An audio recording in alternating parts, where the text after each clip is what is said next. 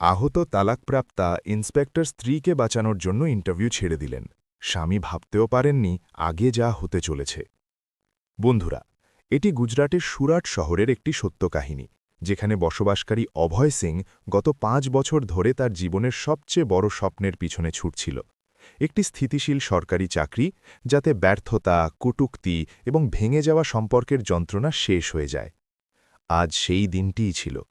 অজন এলাকা থেকে বের হয়ে তাকে সিভিল লাইনে অবস্থিত ইন্টারভিউ সেন্টারে পৌঁছতে হতো। যদি আজ চয়ন হয়ে যেত, তবে তার জীবন সত্যিই বদলে যেতে পারত। সকাল থেকেই তার হৃৎস্পন্দন দ্রুত ছিল। সাদা শার্ট, ফাইলে সাজানো কাগজ আর চোখে আশা সবই তৈরি ছিল। বাড়ি থেকে বের হওয়ার সময় সে আয়নায় নিজেকে দেখল এবং ধীরে ধীরে বলল, বাস, আজ সব ঠিক হয়ে যাক। কিন্তু জীবন কখনো সোজা চলে না। ৫ বছর আগে তার বিয়ে হয়েছিল নেহা সিংয়ের সাথে, তেজস্বী, আত্মসম্মানী এবং অত্যন্ত সাহসী এক মেয়ে, যার স্বপ্ন ছিল পুলিশে যোগ দেওয়া। বিয়ের পর দুজনে একসাথে স্বপ্ন দেখেছিল, কিন্তু ধীরে ধীরে অহংকার এবং ভুল বোঝাবুঝি বাড়তে থাকল। ছোট ছোট কথা থেকে শুরু হওয়া ঝগড়া দূরত্বে বদলে গেল এবং শেষ পর্যন্ত তালাক হয়ে গেল। তালাকের পর নেহা নিজেকে পুরোপুরি কাজে ডুবিয়ে দিল এবং ইন্সপেক্টর হয়ে গেল। অন্যদিকে অভয় ব্যর্থতার বোঝার নিচে চাপা পড়ে যেতে থাকল। দুজনেই একে অপরের সাথে সব সম্পর্ক ভেঙে ফেলেছিল। আজ অভয় সেই শহরেই নিজের ভবিষ্যতের খোঁজে যাচ্ছিল, যেখানে তার অতীত জীবনের প্রতিটি স্মৃতি জড়িয়েছিল। রাস্তায় ট্রাফিক স্বাভাবিক ছিল, কিন্তু সে বারবার ঘড়ি দেখছিল। দেরি হওয়ার মানে আবার ১ বছরের অপেক্ষা। তখনই হঠাৎ সামনে গাড়ির লম্বা কাতার দেখা গেল। হর্নের আওয়াজ বেড়ে গেল এবং মানুষ গাড়ি থেকে নেমে সামনে উকি দিতে লাগল। অভয় বিড়বিড় করে বলল, এখন আবার এটা কি হলো? সে গাড়ি ধীরে ধীরে সামনে বাড়াল। ভিড় রাস্তার মাঝখানে জলা হয়েছিল। কিছু মানুষ মোবাইল বের করে ভিডিও করছিল, কিছু মানুষ শুধু দাঁড়িয়ে তামাশা দেখছিল। কারোর গলার আওয়াজ এলো, স্কুটি আরোহীকে ট্রাক ধাক্কা দিয়েছে, অবস্থা খুব খারাপ। অভয়ের বুক এক মুহূর্তের জন্য কেঁপে উঠল, কিন্তু সে নিজেকে বোঝাল, আমার দেরি হচ্ছে, কেউ না কেউ তো সাহায্য করবেই। তবুও কেন জানি সে গাড়ি রাস্তার পাশে থামিয়ে দিল। হয়তো মানবতা, হয়তো অস্থিরতা, বা হয়তো ভাগ্য তাকে সেখানে টেনে এনেছিল। কেই নিজের কারের পেছনে সিটে শুইয়ে দিল। কেউ বলল, ভাই, অ্যাম্বুলেন্স আসতে দাও।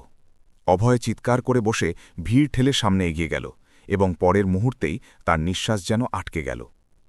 রাস্তায় এক মহিলা রক্তে ভেসে যাচ্ছিল। তার স্কুটিটি অনেকটা দূরে ছিটকে পড়ে ভেঙে চুরমার হয়ে গিয়েছিল। উর্দির ওপর রক্তের দাগ ছড়িয়ে পড়েছিল, চুল এলোমেলো, মুখ ধুলো আর রক্তে ঢাকা। কিন্তু সেই মুখ অভয়ের কাছে অচেনা ছিল না। নেহা। তার ঠোঁট থেকে আওয়াজটুকুও ঠিকমতো বের হল না। সে হাঁটুর ওপর ভর দিয়ে সেখানেই বসে পড়ল। এ তো সেই নেহা, তার তালাকপ্রাপ্তা স্ত্রী ইন্সপেক্টর নেহা সিং। নেহার চোখ বন্ধ ছিল, নিঃশ্বাস খুব ধীর ছিল, তার মাথা থেকে অনবরত রক্ত ঝরছিল। আশেপাশে দাঁড়িয়ে থাকা মানুষগুলো শুধু কথা বলছিল। পুলিশের লোক মনে হচ্ছে, কেউ অ্যাম্বুলেন্সকে ফোন করো, ভিডিও বানাও, ভাইরাল হবে। অভয়ের পুরো শরীর কাঁপছিল, মস্তিষ্ক শূন্য হয়ে গিয়েছিল।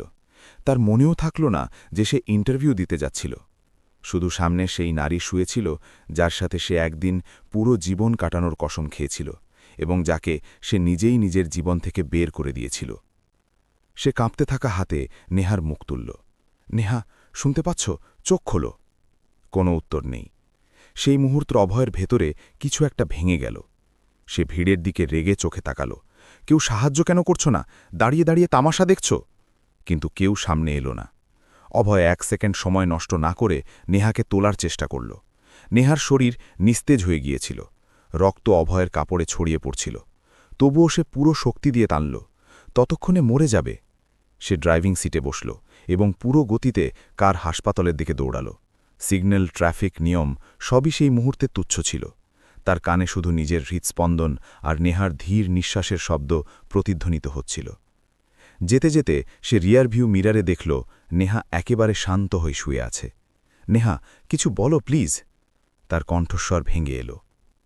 হাসপাতাল পৌঁছতেই সে কার থেকে বাইরে লাফিয়ে নামল।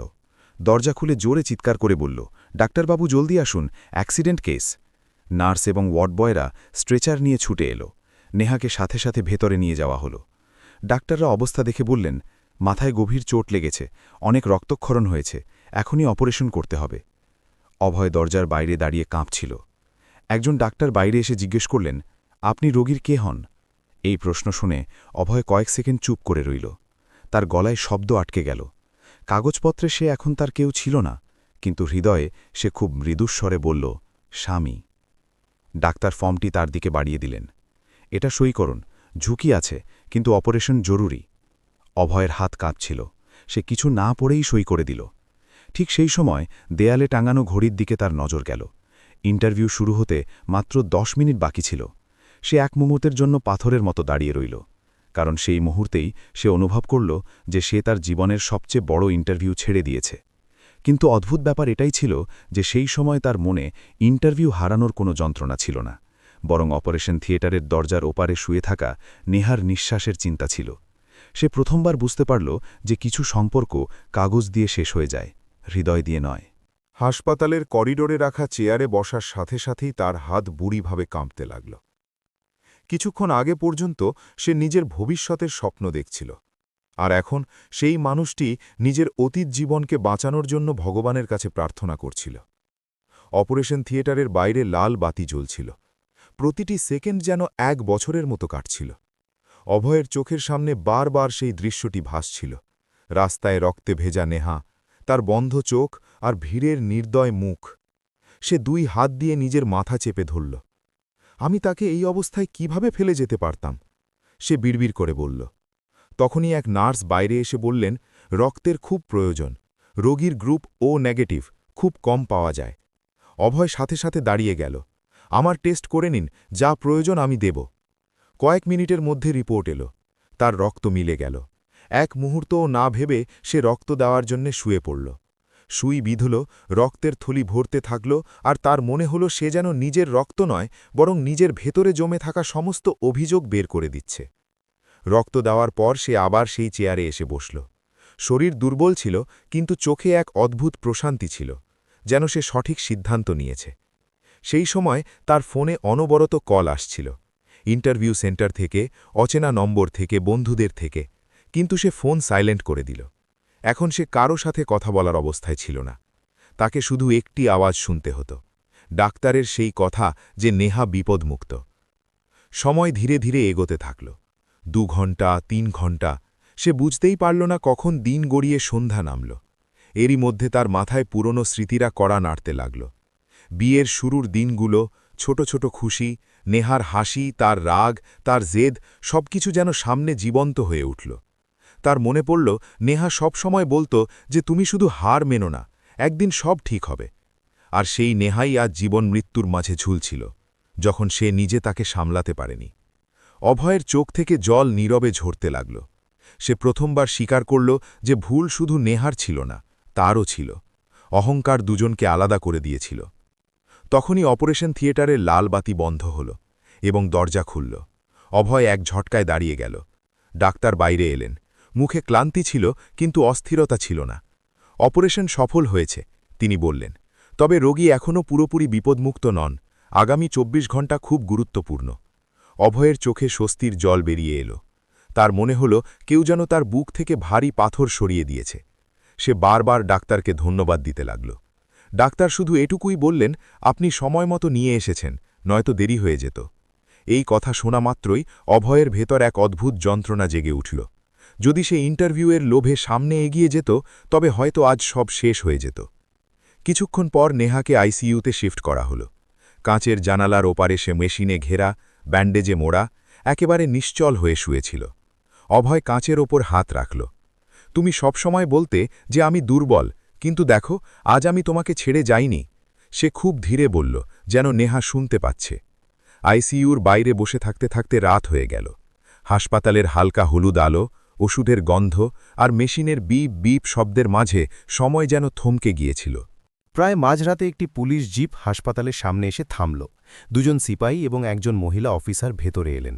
তারা সরাসরি রিসেপশনে খোঁজ নিয়ে আইসিইউর দিকে এগিয়ে এলেন। ইন্সপেক্টর নেহা সিংয়ের অ্যাক্সিডেন্ট কেস, তারা বললেন। অভয় তাদের আসতে দেখে এক মুহূর্তের জন্য ঘাবড়ে গেল। মহিলা অফিসার তাকে ওপর থেকে নিচ পর্যন্ত দেখলেন এবং জিজ্ঞেস করলেন, আপনি কে? অভয় খুব নিচু স্বরে বলল, আমি অভয়। শব্দগুলো আবার তার গলায় আটকে গেল। সে স্বামী বলতে চেয়েছিল, কিন্তু তালাকের সত্য তার ঠোঁটকে থামিয়ে দিল। অবশেষে সে বলল, আমি একে হাসপাতালে নিয়ে এসেছি। অফিসারের মুখ একটু নরম হল। ভালো করেছেন আপনি, নয়তো কি হতো বলা যায় না।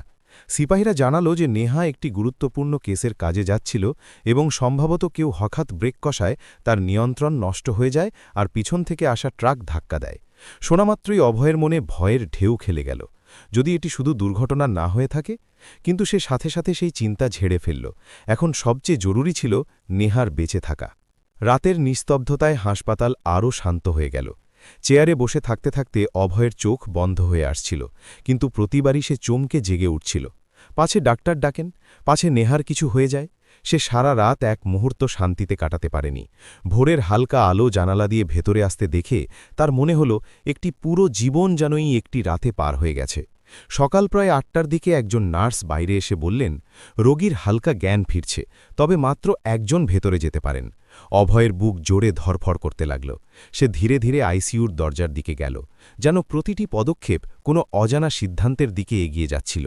দরজা খুলল, সে ভেতরে গেল এবং মেশিনের শব্দের মাঝে দেখল নেহার চোখের পাতা হালকা কাঁপছে, যেন অন্ধকার থেকে বেরিয়ে আসার চেষ্টা করছে। অভয় কয়েক পা দূরেই দাঁড়িয়ে গেল, তার পা যেন মাটির সাথে আটকে গিয়েছিল। সামনে সেই নেহাই ছিল, শক্তিশালী এবং জেদি, কিন্তু এই সময় একেবারে অসহায়, মেশিনের উপর নির্ভরশীল আর ব্যান্ডেজে মোড়া। সে খুব ধীরে বলল, নেহা। আওয়াজটি এতটাই ধীর ছিল যে হয়তো সে নিজেও ঠিকমতো শুনতে পায়নি। নেহার চোখের পাতা আবার নড়ল, ঠোঁট কাঁপল, কিন্তু আওয়াজ বেরোল না। অভয় সাথে সাথে তার কাছে গেল এবং সাবধানে তার হাত ধরল। ঠান্ডা, দুর্বল, কিন্তু জীবিত। সেই স্পর্শের সাথে সাথে যেন বছরের দূরত্ব হঠাৎ ঘুচে গেল।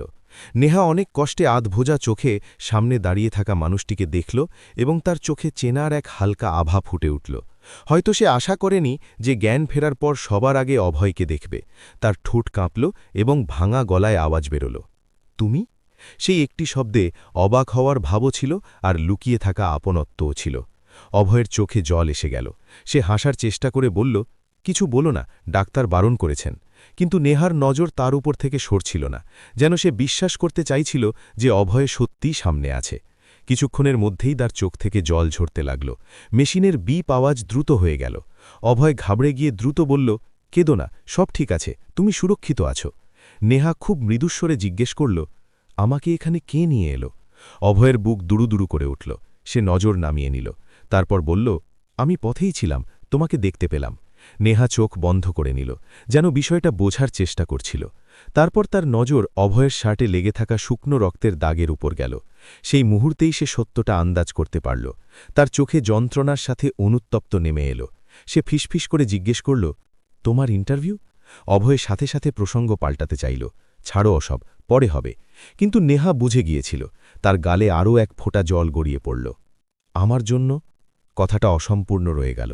অভয় তার হাত চেপে ধরল, এমন কোনো ব্যাপার নয়, তুমি ঠিক আছো, ব্যাস এটাই জরুরি। আইসিইউতে কিছুক্ষণ নীরবতা ছেয়ে রইল। অবশেষে নেহা ধীরে ধীরে বলল, আমি ভেবেছিলাম তুমি হয়তো আমাকে দেখতেও চাইবে না। তার কণ্ঠে বছরের পর বছরের যন্ত্রণা ছিল। অভয়ের কাছে কোনো সহজ উত্তর ছিল না। সত্যি বলতে সেও এটাই মেনে নিয়েছিল যে এখন দুজনের পৃথিবী আলাদা হয়ে গেছে। তখনই নার্স ভেটুরে এলেন। আর মাত্র 2 মিনিট, তিনি বললেন। অভয় পিছিয়ে আসতে লাগল, কিন্তু নেহা দুর্বল হাতে তার আঙুলগুলো আঁকড়ে ধরল। ধরাটা খুব হালকা ছিল, কিন্তু তাতে ভয়টা স্পষ্ট ছিল, যেন সে আবার একা হতে চায় না। অভয় ঝুঁকে পড়ে বলল, আমি বাইরেই আছি, কোথাও যাচ্ছি না। নেহার চোখের পাতা ধীরে ধীরে বন্ধ হয়ে এলো এবং তার মুখে একচিলতে শান্তি নেমে এলো। হয়তো সে ভরসা পেয়েছিল যে এইবার সে সত্যিই একা নয়। অভয় বাইরে এসে চেয়ারে বসল। তার হৃদয়ে প্রশান্তি আর যন্ত্রণা দুটোই একসাথে ছিল। তার মনে হচ্ছিল ভাগ্য তাদের আবার মুখোমুখি দাঁড় করিয়ে দিয়েছে। কিছুক্ষণ পর সেই মহিলা পুলিশ অফিসার তার কাছে এলেন। তিনি গম্ভীর স্বরে বললেন, যদি আপনি সময় মতো না আনতেন তবে বাঁচানো কঠিন ছিল। অভয় চুপচাপ মাথা নিচু করে নিল। অফিসার কিছুক্ষণ তাকে দেখলেন, তারপর বললেন, ইন্সপেক্টর নেহা সিং বাইরে থেকে খুব শক্ত, কিন্তু ভেতর থেকে খুব একা। এই কথা শুনে অভয়ের ভেতরে কিছু একটা বিঁধল। সে অনুভব করল যে তালাকের পর সে কখনও এটা জানার চেষ্টাই করেনি যে নেহা কী অবস্থায় বেঁচে আছে। দিন ধীরে ধীরে কাটতে লাগল। দুপুর নাগাদ ডাক্তার জানালেন যে বিপদ অনেকটাই কেটে গেছে, কিন্তু পুরোপুরি সুস্থ হতে সময় লাগবে। এই কথা শুনে অভয় প্রথমবার স্বস্তির নিঃশ্বাস ফেলল। সে ভাবল এখন হয়তো তার ফিরে যাওয়া উচিত। আসলে এখানে তার কোনো অধিকার ছিল না। কিন্তু যেই সে উঠে যাওয়ার জন্য পা বাড়াল, অমনি তার কদম থমকে গেল। কাঁচের ওপারে শুয়ে থাকা নেহার ছবি সামনে ভেসে এলো, দুর্বল, একা এবং তারই ওপর ভরসা করে থাকা। সে আবার চেয়ারে বসে পড়ল। যতক্ষণ পর্যন্ত পুরোপুরি সুস্থ না হচ্ছে, আমি এখানেই থাকব, সে নিজেকে বলল। এই সিদ্ধান্ত মস্তিষ্ক দিয়ে নয়, হৃদয় দিয়ে নেওয়া হয়েছিল। সন্ধ্যা নাগাদ ডাক্তার জানালেন যে রোগী এখন বিপদমুক্ত এবং শীঘ্রই ওয়ার্ডে শিফট করে দেওয়া হবে। এটি শুনে অভয়ের চোখ ভিজে এলো। তার মনে হল সে যেন কোনো দীর্ঘ অন্ধকার সুড়ঙ্গ থেকে বেরিয়ে এসেছে। কিন্তু আসল ঝড় এখনও বাকি ছিল। ঠিক সেই সময় হাসপাতালের গেটে একটি কালো কার এসে থামল। যেখান থেকে নামা মানুষটি শুধু নেহারই নয়, অভয়েরও পৃথিবী বদলে দিতে চলেছিল। সে দ্রুত পায়ে ভেতরে এলো, সরাসরি রিসেপশনে পৌঁছে উচ্চস্বরে বলল, ইন্সপেক্টর নেহা সিং কোথায়? তার সাথে আরও দুজন লোক ছিল, যাদের দেখে বোঝা যাচ্ছিল তারা কোনো সাধারণ ব্যক্তি নয়। অভয় তাকে প্রথমবার দেখল, কিন্তু সেই লোকটির নজর যেই অভয়ের উপর পড়ল, সে থমকে গেল। তুমি? সে অবজ্ঞার সাথে বলল, তুমি এখানে কি করছ?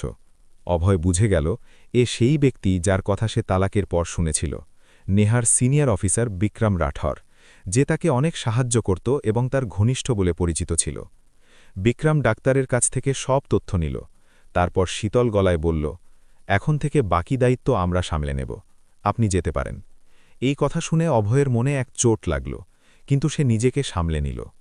আমি একে এখানে নিয়ে এসেছি, সে শান্ত স্বরে বলল। বিক্রম হালকা হাসল, ঠিক আছে, ধন্যবাদ, এখন আমরা আছি। ঠিক সেই সময় নার্স জানালেন যে নেহাকে ওয়ার্ডে শিফট করা হচ্ছে এবং জ্ঞানও পুরোপুরি ফিরে এসেছে। বিক্রম সাথে সাথে ভেতরে যেতে লাগল, কিন্তু নেহা তাকে দেখামাত্রই তার নজর অস্থিরভাবে অন্য কাউকে খুঁজতে লাগল। কয়েক সেকেন্ড পর দরজায় দাঁড়িয়ে থাকা অভয়ের উপর তার নজর আটকে গেল। তার মুখে স্বস্তি স্পষ্ট হয়ে উঠল। সে দুর্বল গলায় বলল, অভয়, দাঁড়াও। এই কথা শুনে ঘরের ভেতর নীরবতা ছেয়ে গেল। বিক্রমের মুখ শক্ত হয়ে গেল। অভয় ধীরে ধীরে ভেতরে এলো। নেহার চোখে জল ছিল। তুমি জেগে কেন ছিলে? সে জিজ্ঞেস করল। অভয়ের কাছে উত্তর ছিল না। সে শুধু এটুকু বলতে পারল, এখন তুমি ঠিক আছো, তাই। নেহা মাথা নাড়ল। না, তুমি বুঝছ না। সে অনেক কষ্টে হাত বাড়িয়ে অভয়ের আঙুল ধরে নিল। যদি তুমি না থাকতে তবে আজ আমি বেঁচে থাকতাম না। তার শব্দগুলো ভেঙে যাচ্ছিল, কিন্তু প্রতিটি শব্দ সরাসরি হৃদয়ে পৌঁছাচ্ছিল। ঘরে উপস্থিত সবাই চুপ ছিল। বিক্রম মাঝপথে কথা বলতে চাইলেন, কিন্তু নেহা প্রথমবার কড়াভাবে বলল, দয়া করে আমাদের একা ছেড়ে দিন। সবাই যখন বাইরে চলে গেল, তখন ঘরে শুধু মেশিনের ধীর শব্দ আর দুই মানুষের হৃৎস্পন্দনের নীরবতা রয়ে গেল। নেহা চোখ বন্ধ করে নিল, যেন সাহস জোগাচ্ছে। তারপর বলল, আমি ভেবেছিলাম তালাকের পর তুমি হয়তো খুশি হবে, আমাকে ভুলে যাবে। কিন্তু আজ বুঝতে পারলাম কিছু সম্পর্ক শেষ হয় না। অভয়ের চোখে জল এসে গেল। সে ধীরে ধীরে বলল, আমিও এটাই ভেবেছিলাম, কিন্তু যখন তোমাকে রাস্তায় ওই অবস্থায় দেখলাম, তখন শুধু মনে হলো যদি তোমার কিছু হয়ে যায় তবে আমি নিজেকে কোনোদিন ক্ষমা করতে পারব না। নেহার চোখ থেকে জল গড়িয়ে পড়ল। আমিও ভুলছিলাম। আমি সবসময় তোমার খামতিগুলো দেখেছি, তোমার যন্ত্রণা বুঝিনি। কিছুক্ষণ দুজনে চুপ রইল। তারপর নেহা মৃদুস্বরে জিজ্ঞেস করল, তোমার ইন্টারভিউ? এইবার অভয় নজর সরাল না। সে হালকা হাসল, হয়তো কপালে ছিল না। নেহার নিঃশ্বাস যেন আটকে গেল। তুমি আমার জন্য ওটা ছেড়ে দিলে? অভয় শুধু বলল, আমি কোনো অচেনা মানুষকে বাঁচাচ্ছিলাম না, আমি তোমাকে বাঁচাচ্ছিলাম। সেই মুহূর্তে নেহা কেঁদে ফেলল। এই কান্না যন্ত্রণার ছিল না, ভেঙে যাওয়া হৃদয়ে জোড়া লাগার ছিল। সে কাঁপানো গলায় বলল, যদি যদি জীবন আমাদের দ্বিতীয় সুযোগ দেয়, তবে কি তুমি আবার? তার কথা শেষ হতে পারল না, কিন্তু অভয় বুঝে গেল। সে ধীরে ধীরে নেহার হাত নিজের দুই হাতের মুঠোয় নিল এবং বলল, এইবার আমরা অহংকার দিয়ে নয়, সমঝোতা দিয়ে সম্পর্ক গড়ে তুলব। নেহার চোখে প্রথমবার প্রশান্তি নেমে এলো। কয়েক সপ্তাহ পর নেহা পুরোপুরি সুস্থ হয়ে গেল। অভয় তার স্বাভাবিক জীবনে ফিরে এলো, কিন্তু এখন সে আগের মতো ছিল না। একদিন তার বাড়িতে ডাকযোগে একটি খাম এলো। এটি সেই ইন্টারভিউ বোর্ডের পক্ষ থেকেই ছিল। কাঁপতে থাকা হাতে সে ওটা খুলল। তাতে লেখা ছিল যে তার অনুপস্থিতি সত্ত্বেও তার ত্যাগ এবং পরিস্থিতির সত্যতা যাচাইয়ের পর বোর্ড বিশেষ অনুমতিতে তার পুনরায় ইন্টারভিউ নিয়েছে এবং তাকে চয়ন করা হয়েছে। চিঠিটি পড়ামাত্রই তার চোখ ভিজে এলো। ঠিক সেই সময় দরজার ঘণ্টি বেজে উঠল। দরজা খুলতেই দেখল সামনে নেহা দাঁড়িয়ে আছে, সাধারণ পোশাকে, কিন্তু চোখে সেই একই দৃঢ়তা আর আপনত্ব। সে হেসে বলল, মনে হয় ভগবান আমাদের সত্যিই দ্বিতীয় সুযোগ দিয়েছেন। কয়েক মাস পর সুরাটের একটি ছোট মন্দিরে খুব সাধারণ অনুষ্ঠান হল। কোনো শোরগোল নেই, কোনো আড়ম্বর নেই, শুধু কিছু কাছের মানুষ আর দুটো হৃদয় যারা একবার ভেঙে গিয়ে এখন সমঝোতার সাথে জুড়ছে। অভয় আবার নেহার সিঁথিতে সিঁদুর পুড়িয়ে দিল, এবং এইবার দুজনের চোখেই জল ছিল, কিন্তু ভয় ছিল না। পণ্ডিত মশায়ের মন্ত্রোচ্চারণের মাঝে নেহা ধীরে ধীরে বলল, এইবার আমি তোমাকে কখনো ছেড়ে যাব না। অভয় হাসল, আর এইবার আমি তোমাকে কখনো একা ছাড়ব না। মন্দিরের ঘণ্টার আওয়াজে যেন তাদের নতুন শুরুর প্রতিধ্বনি মিলে মিশে গেল। বন্ধুরা, এই গল্পের শিক্ষা এটাই যে প্রকৃত সম্পর্ক সেটি নয় যা সবসময় সাথে থাকে, বরং সেটি যা কঠিন সময়েও হৃদয়ের সাথে যুক্ত থাকে। অহংকার সম্পর্ককে ভেঙে দেয়, কিন্তু ত্যাগ সেটিকে আবার জুড়ে দিতে পারে। মাঝে মাঝে জীবন আমাদের পরীক্ষা নেয় যে আমাদের কাছে বেশি গুরুত্বপূর্ণ কোনটি, সাফল্য নাকি মানবতা। এখন আপনারা বলুন, যদি আপনি অভয়ের জায়গায় থাকতেন তবে কি করতেন? নিজের স্বপ্নের ইন্টারভিউ বেছে নিতেন, নাকি সেই মানুষটির প্রাণ যার সাথে সম্পর্ক ভেঙে গেছে কিন্তু হৃদয়ে এখনও যুক্ত আছে? যদি এই গল্পটি আপনাদের হৃদয়ে ছুঁয়ে যায় তবে এটি অবশ্যই শেয়ার করবেন। আর এই রকমই সত্য, আবেগঘন এবং অনুপ্রেরণামূলক গল্পের জন্য আমাদের চ্যানেলসকে সাবস্ক্রাইব অবশ্যই করবেন। দেখা হবে পরের গল্পে। ততক্ষণ নিজের খেয়াল রাখবেন। জয় হিন্দ।